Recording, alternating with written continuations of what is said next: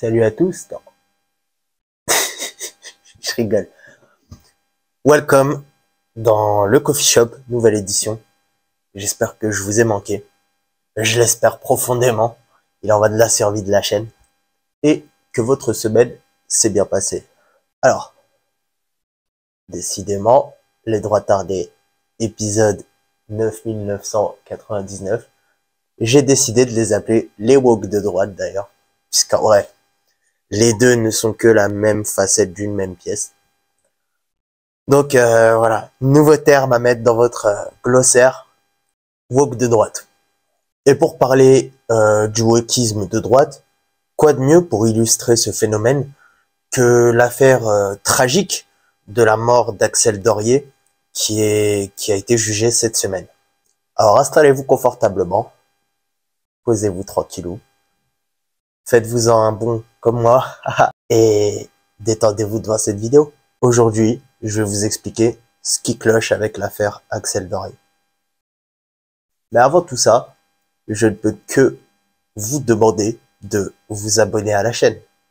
Voyons, petit coquin, vous êtes 76% à regarder mes vidéos sans être abonné. Et si vous kiffez vraiment notre boulot, on a ouvert un Tipeee, allez y faire un tour. Sinon, il suffit de liker, commenter, et ça nous aide énormément. Donc bon, affaire Axel Dorier, on va commencer par un rappel des faits déjà. Alors l'année dernière, la jeune Axel fêtait son anniversaire avec plein d'amis, etc. C'était une jeune aide-soignante de 22 ans. Elle fêtait son anniversaire dans un endroit plutôt fréquenté par la jeunesse lyonnaise en général, un parc. Alors, en parallèle, ce soir-là, on avait Youssef donc et Mohamed, deux cousins, qui ont eu un rencard. La presse parle de réseaux sociaux et la justice aussi, donc on va supposer que c'était un rencard Tinder avec des nanas. Chacun fait sa soirée de son côté, avant que leur destin se croise à tout jamais. À la fin de la soirée, t'as les nanas qui souhaitent rentrer chez elles. Et du coup, bah, elles prennent leur Twingo et elles commencent à se barrer. Et c'est là que bah, tout commence en fait. C'est-à-dire que t'as une des meufs qui était avec Youssef et Mohamed en rendez-vous, qui renverse un chien en partant. Il s'avère que le chien, c'était le chien d'une amie d'Axel, qui fêtait donc son anniversaire en parallèle avec des amis. Suite à ça, tout est parti très très vite. C'est-à-dire que bah, y a les amis d'Axel, forcément, les meufs venaient de renverser leur chien et essayaient de fuir, hein, clairement. Donc les amis d'Axel sont allés les prendre à partie.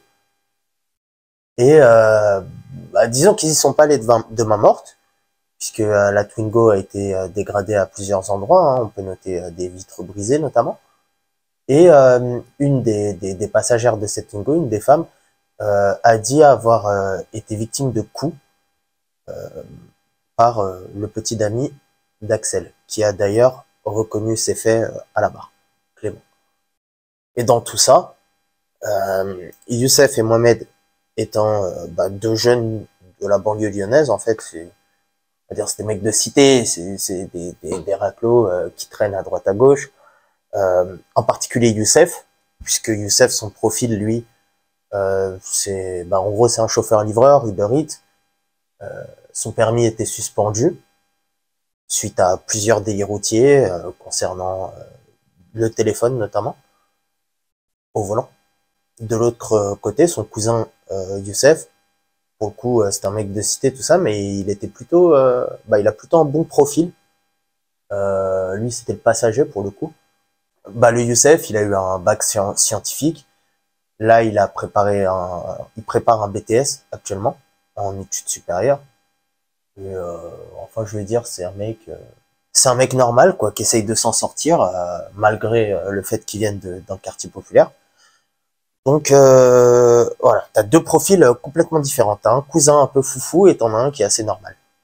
Et donc, bah, t'as Youssef, du coup, qui décide de s'en aller. En fait, il sent la patate, il voit que les meufs avec qui ils étaient et avec qui le rendez-vous ne s'était pas super bien passé viennent de renverser un chien.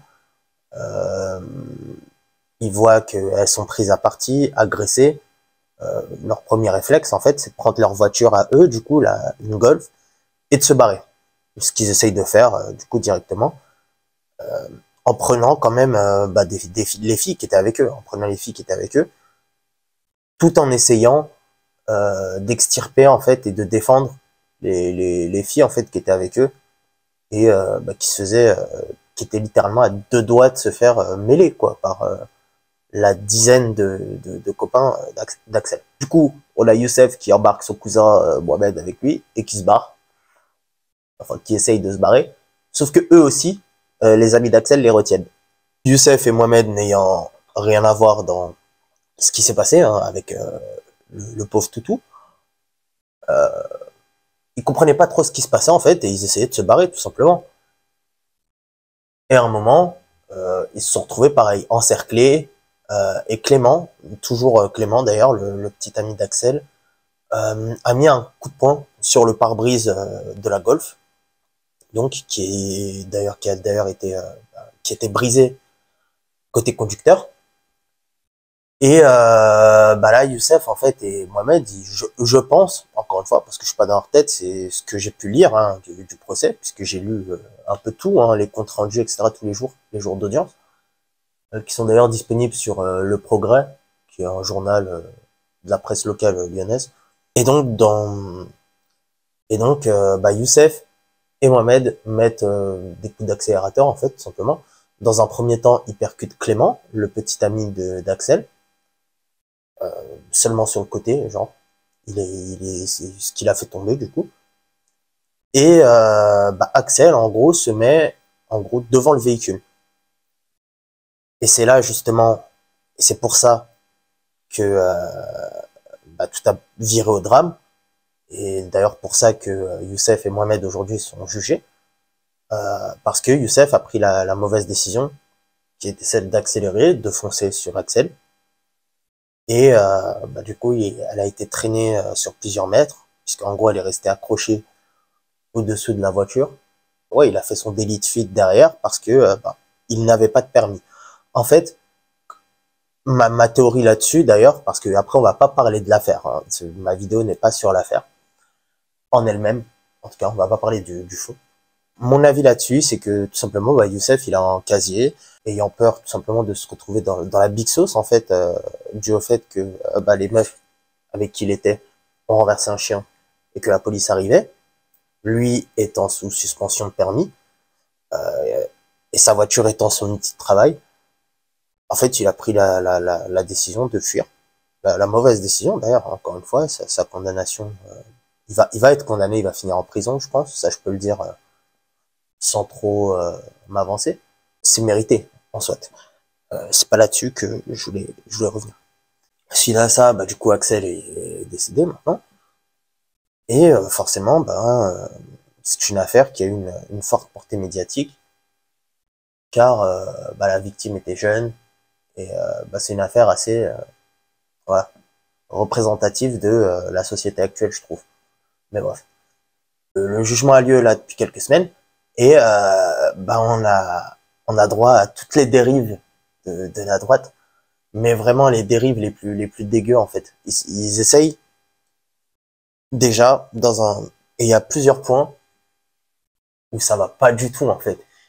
Et dans cette vidéo, je vais vous démontrer point par point que les influenceurs de droite en général, les groupes woke de droite, style les Nésis ou les Remparts, ne font rien d'autre que la même chose que Black Lives Matter ou le collectif Traoré. Voilà. Alors, premier point sur le wokisme, écoutez, je vais rentrer dans l'art direct et dire les termes. Ça se voit. Et là, c'est réellement flagrant que ces gens-là sont partis dans une dérive mot en R.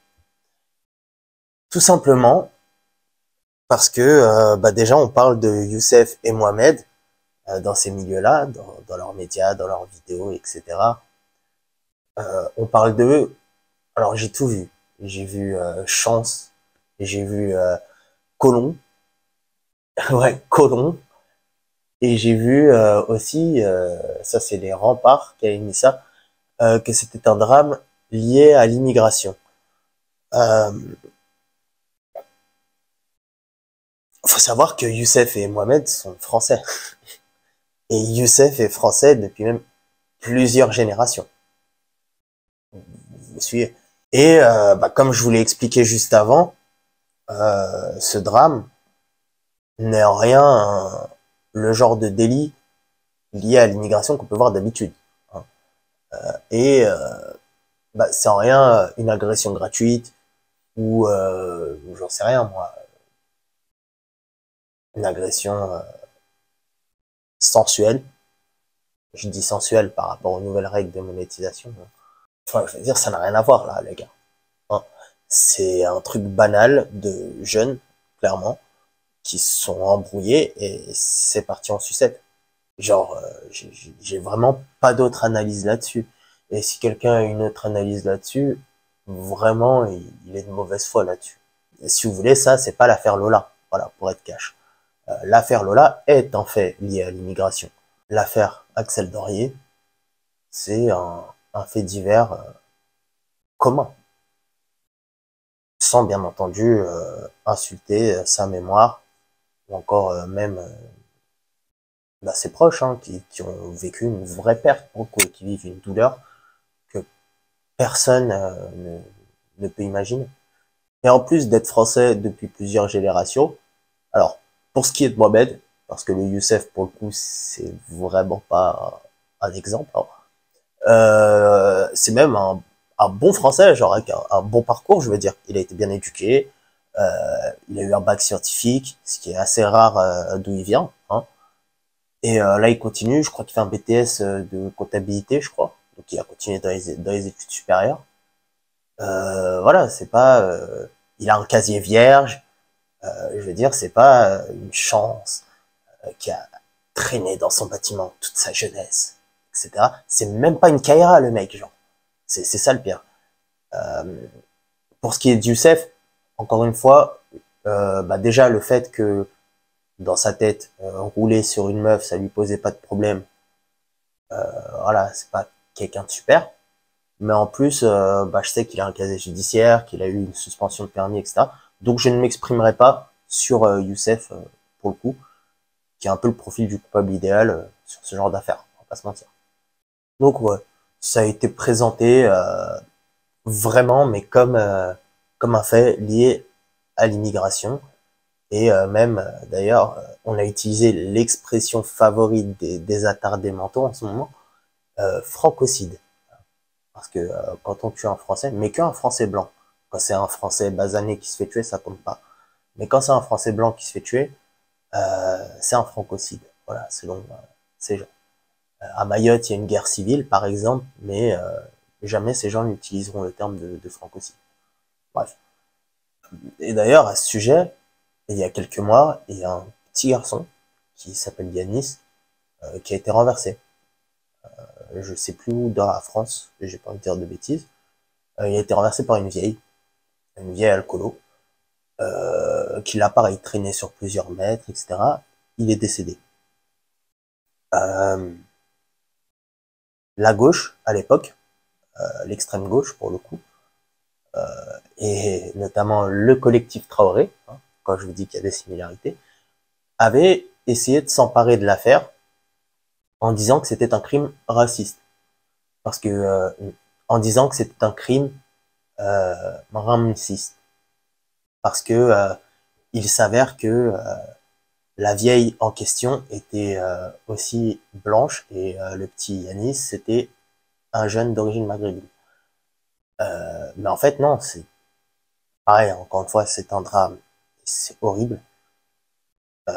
Mais c'est un fait divers commun. En soit, c'est une vieille alcoolique qui a roulé sur un gosse. Et voilà.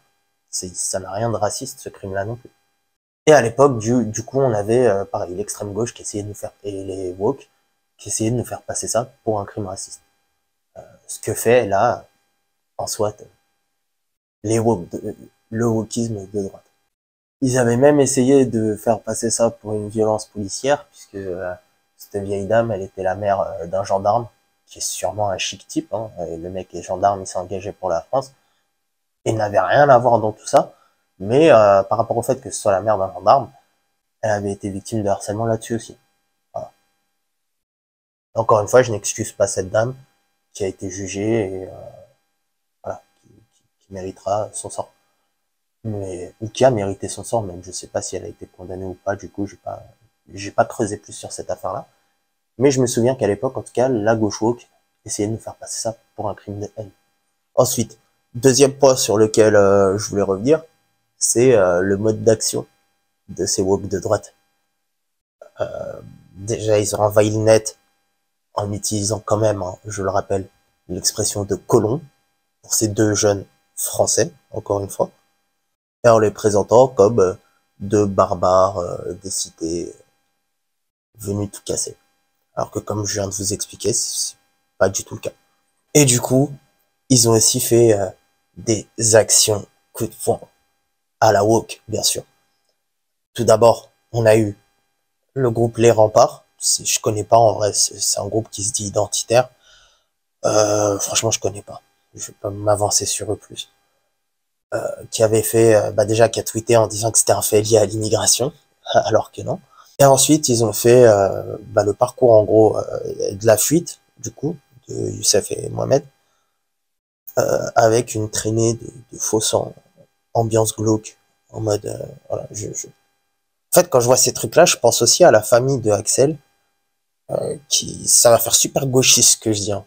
Mais je pense à la famille d'Axel qui doit faire son deuil, là encore, parce que perdre sa fille, c'est un truc que tu te remettras jamais, en fait. Et qui doivent en plus supporter ces trucs-là. C'est... Waouh. Tu vois, c'est comme la famille de la petite Lola. Je me demande comment t'encaisses quand Damien Riette, par exemple, qui fait des mugs avec ta tronche dessus, avec la tronche de ta fille dessus. Puisque c'est un peu le même style, hein, ce qu'ils font là, les remparts, etc. Je me demande. Voilà. Dites-moi en commentaire si vous savez d'ailleurs. Ensuite, on a le collectif des Bézis, qui a décidé, pareil, de la jouer méga woke, en allant devant le tribunal faire une action avec une pancarte, justice pour Axel, en insistant bien sur le fait que Mohamed et Yanis et Youssef, en insistant bien sur le fait que Mohamed et Youssef ont renversé Axel, mais bizarre, puisque ce groupe féministe, tel d'autres groupes féministes qui occultent d'autres types de violences, que d'ailleurs Nemesis dénonce et fait bien, parce que bon, j'ai pas beaucoup, j'apprécie le travail de Nemesis des fois, quand même. Mais sur ça, et sur une autre affaire, on en parlera dans une autre vidéo, c'est vraiment le wokisme max, genre.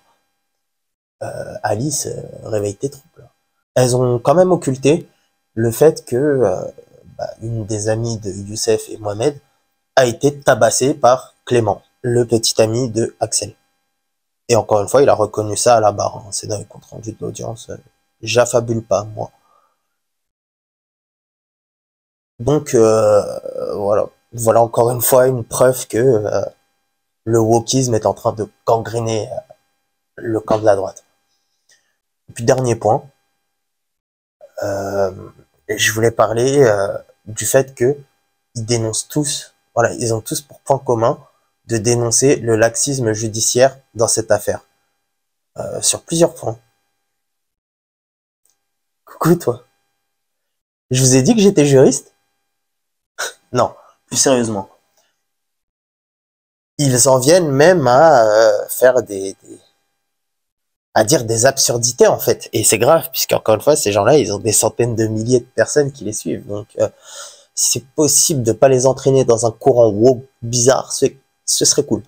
Mais bref, pour en revenir à ce que je disais, la justice, qui, c'est vrai, pose question sur beaucoup d'affaires, mais sur cette affaire, pour le coup, je vois pas où est le laxisme judiciaire. Alors, ils se plaignent du fait déjà, premier point, que Mohamed soit jugé uniquement pour non-assistance à personne en danger, et pas pour complicité. En fait, c'est tout simple, hein. Et encore une fois, c'est écrit là-dedans. Mohamed, il était sur le siège passager. Encore une fois, il y a tous les éléments de panique à prendre en compte, etc. Et en fait, il était sur le siège passager. Il aurait pu à la limite tirer sur le frein à main, mais je veux dire, il pouvait pas faire grand-chose pour empêcher ce drame. Donc, non-assistance à personne en danger, oui. Il n'a pas appuyé sur l'accélérateur avec son cousin. Voilà. Donc, premier point, et ça, c'est juste du simple, basique. Voilà. Je vais pas aller plus loin là-dedans. Et ensuite, ils se plaignent du fait que cette affaire soit jugée comme un alors maintenant ça a été confirmé, du coup, c'est un homicide involontaire avec, je crois, délit de fuite en plus, évidemment, puisqu'il a fui. Et deuxième point, il conteste le fait que Mohamed soit jugé pour euh, homicide involontaire. Sauf que c'est logique là aussi, puisque c'est écrit là-dedans. Hein. Il faut un mobile pour que ce soit qualifié comme un crime, enfin comme un meurtre, quoi. Et il faut un mobile pour que ce soit qualifié comme un meurtre. Et j'aimerais bien savoir quel serait le mobile de Youssef pour tuer Axel qu'il ne connaissait pas. Et il faut avoir aussi l'intention de tuer, il faut qu'elle soit prouvée en fait, cette intention. Et encore une fois, sa voiture brisée de partout, plus le fait que les amis d'Axel aient agressé ses amis juste avant et aient tenté de l'agresser aussi, il n'est pas en état d'agresseur là dans cette affaire-là. Il est en état de fuite. Et en plus d'être en état de fuite, dans sa fuite, il a tué quelqu'un. Donc, homicide involontaire, c'est tout à fait normal. C'est froid, pragmatique et dégueulasse de parler comme je le fais. Mais des fois, quand on parle de sujets sérieux comme notre justice, en tout cas, il le faut.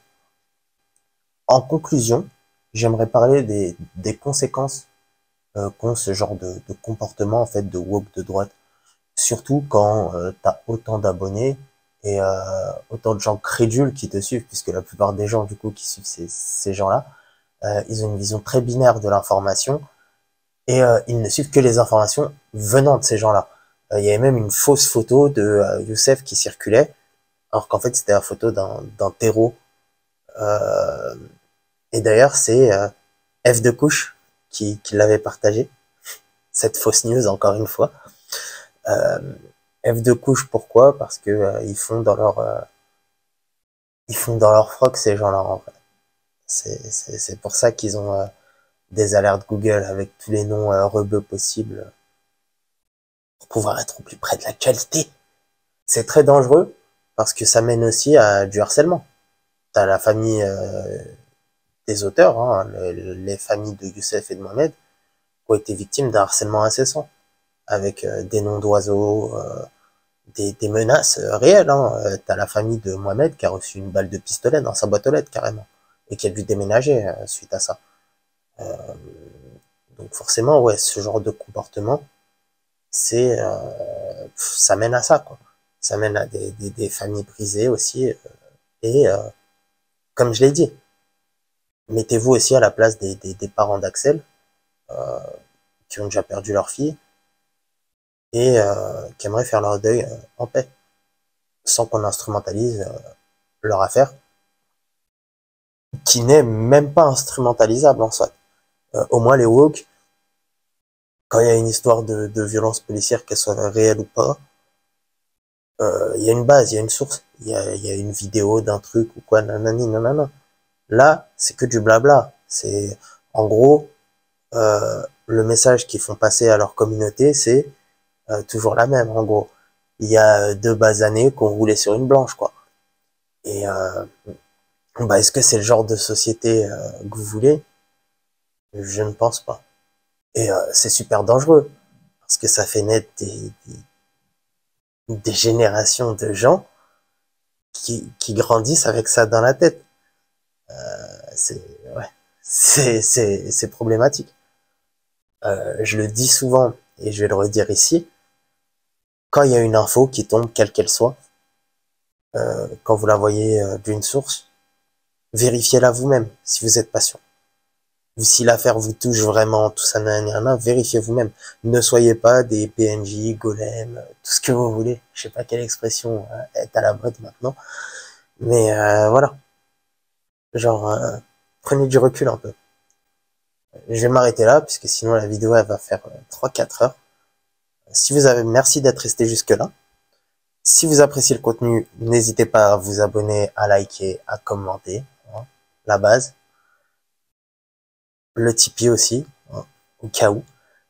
Et bah, restez connectés sur l'Hydre. Hein, vidéo quasi quotidienne.